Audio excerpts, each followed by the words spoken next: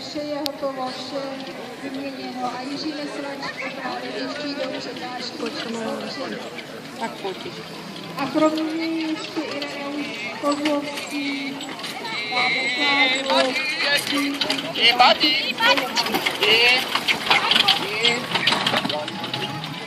Ireneuš Kozlovský se koním věnuje také velice dlouhou dobu a už tady byl také několikrát na závodech.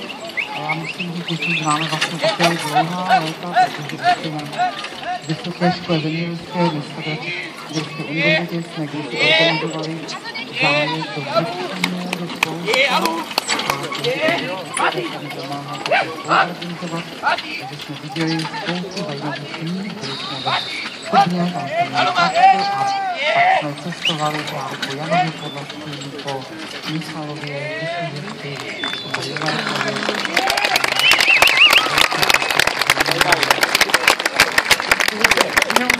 Co na ní volá?